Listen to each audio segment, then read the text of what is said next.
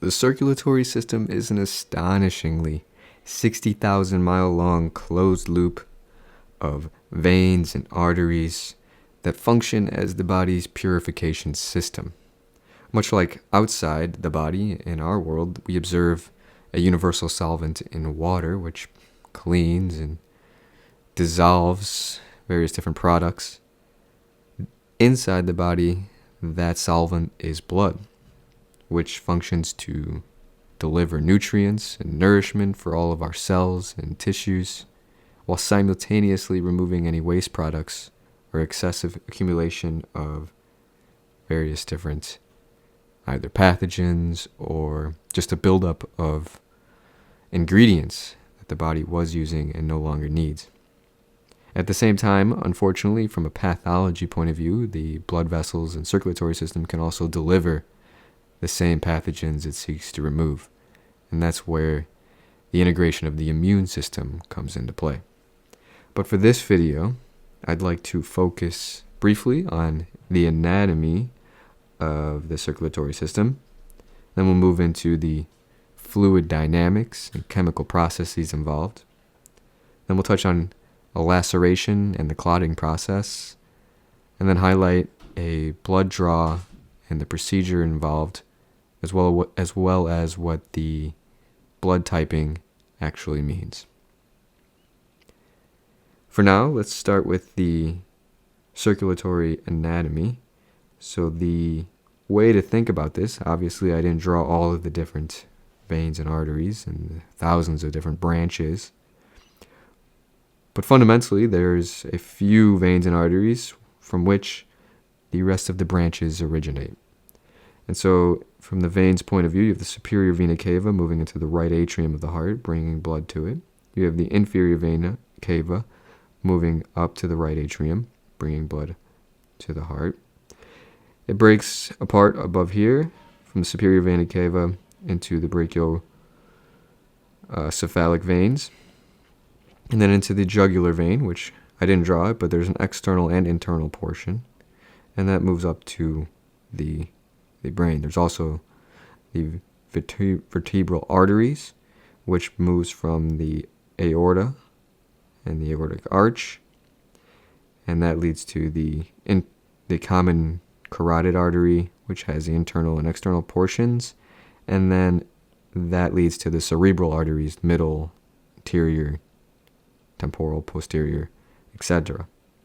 The aortic arch also moves downward the body into the thoracic aorta, and then the abdominal aorta, which a lot of important arteries will branch from, like the celiac trunk, the mesenteric artery, similar with the vein, mesenteric vein, and then it branches further into the common iliac artery, the common iliac vein, and then the femoral artery and vein moving down your leg. And that is a rough understanding of the various different blood vessels. And I also drew the portal vein for when we talk about the liver.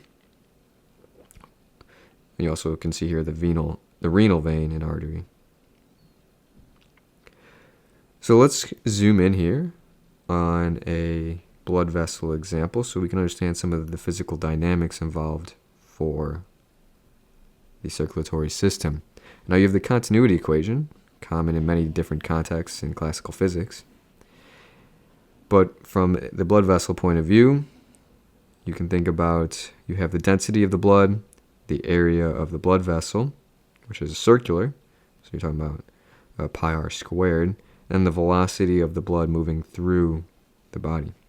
Now keep in mind that blood is a connective tissue, formally classified, and that is because it's 50% made of cells, roughly, and it functions like an organ.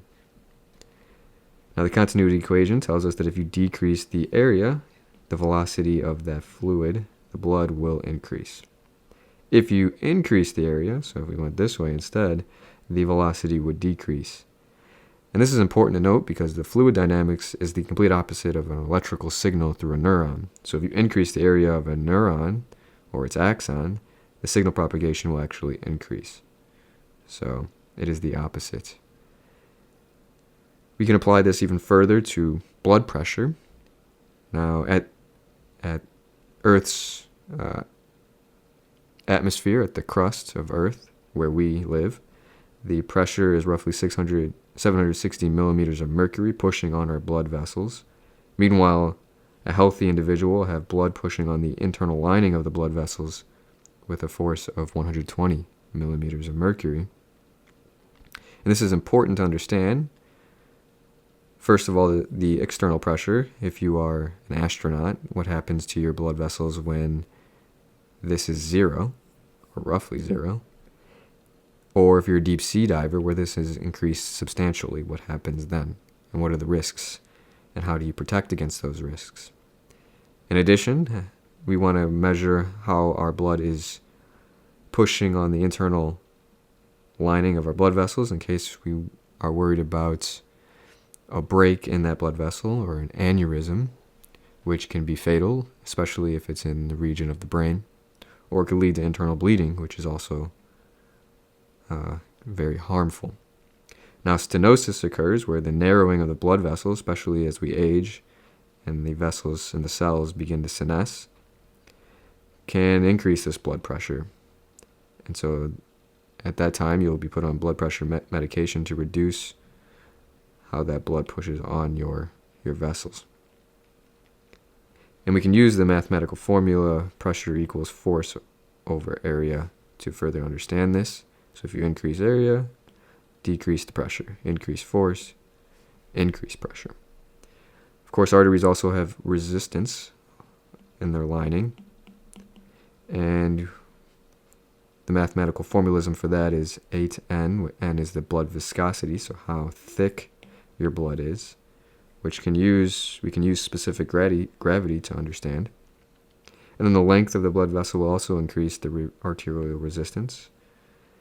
And then the radius of that blood vessel is in the denominator, so if you increase it, you actually decrease the resistance. So that's a brief overview of some of the physical components of blood vessels. From a chemistry point of view, and if you haven't taken biochemistry yet, this may be confusing, but hopefully you stick with me. In our blood vessels, we have proteins called hemoglobin and myoglobin. Each of them allows oxygen to bind to them, but they have two different purposes. The hemoglobin really transports oxygen from the lungs and transports carbon dioxide and hydrogen to the lungs, while myoglobin really just stores oxygen within the muscle.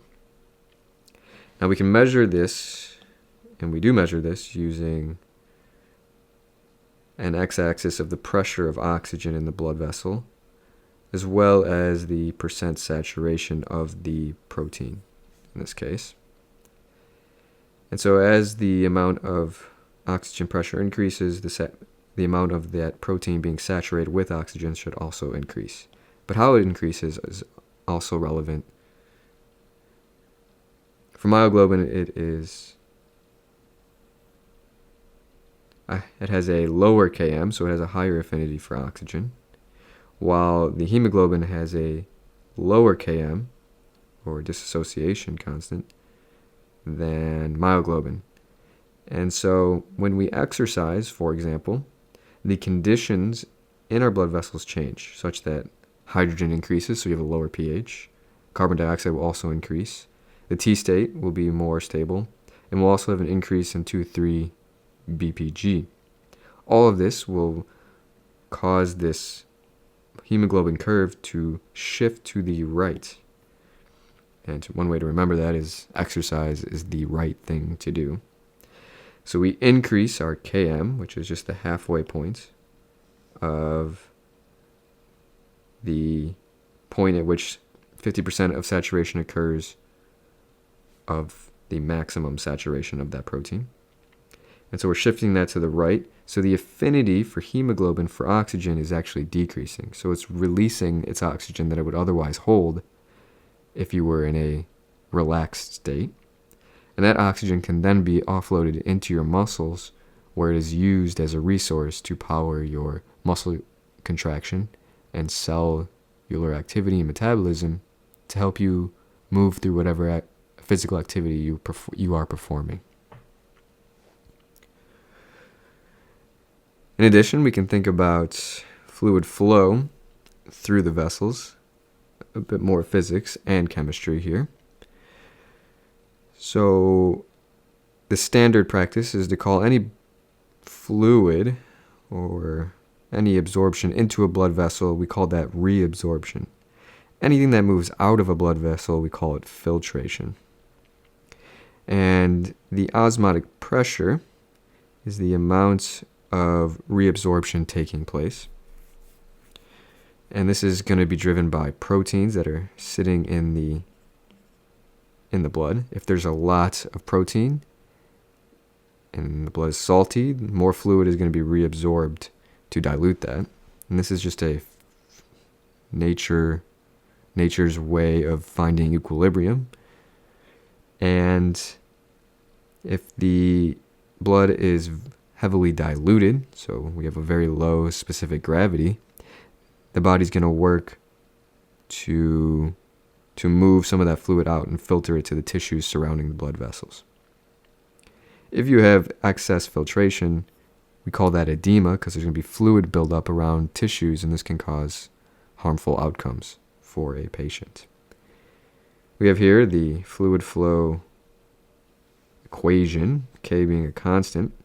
Then you just have the hydrostatic pressure, and subtract the oncotic pressure from that. And that will give you the net fluid flow, whether it's going in or out of the blood vessel. In addition, we can think about if you've ever heard of acidosis or alkalosis, hypoventilation or hyperventilating. We use this chemical equation to represent it. When carbon dioxide in our blood is trapped, so it's increasing, the body begins to hypoventilate. So you are going to be breathing much slower. And this is going to lead to respiratory acidosis, where pH is going to decrease substantially, causing harmful outcomes, clinical outcomes. And that's because it moves from the trapped carbon dioxide has nowhere to go. It can't leave the body because you're breathing too slow. And so it converts to bicarb and then eventually hydrogen. The reverse is respiratory alkalosis, and that's when you're breathing too fast, too often. You're hyperventilating. And this increases the pH, and you will have negative clinical outcomes if the pH rises too far. Now we can jump over quickly to think about a laceration briefly.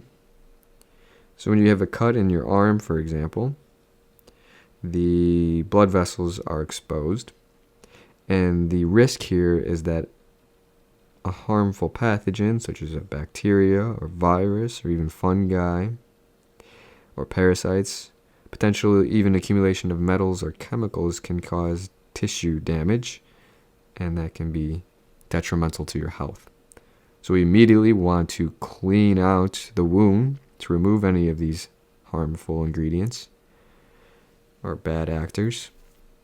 And then we want to cover the wound so that no further infection could take place. Next, let's think about performing a blood draw. If you've ever been to the doctor's office to have your blood work done, a medical assistant or nurse will perform the draw. They will insert the bevel pointing upward into the vein of your arm, probably the cephalic vein or some vein of that matter. Once it's in, there will be like a pop of redness right here. This signals to the clinician to insert the tubing into this, and that causes the vacuum, and blood will flow into the tube.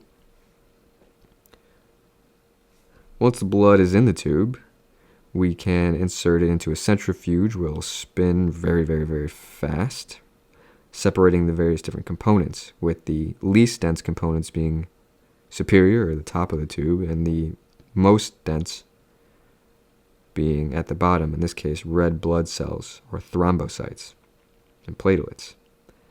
In the middle section, about 1% is white blood cells. That's your immune system.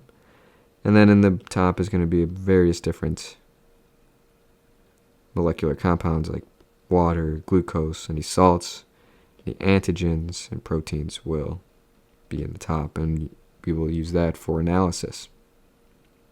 In addition, I didn't mention the clotting, which I meant to. So when you have a cut, the blood will rise to the top. Something called thrombocytes will cause the blood to clump together and stay clumped as to form a scab. The scab will cover, protecting the interior of your body from harmful pathogens like we discussed. Then once it's scabbed, angiogenesis can occur, where blood vessels will bring more nourishment and repair the tissue that has been sliced open. Once it's repaired, it's considered scar tissue, and it's a bit rougher than the natural tissue that would have been there. So we humans have created different mechanisms to help this process along to ensure that infection doesn't take place. But our body was originally found ways to protect you.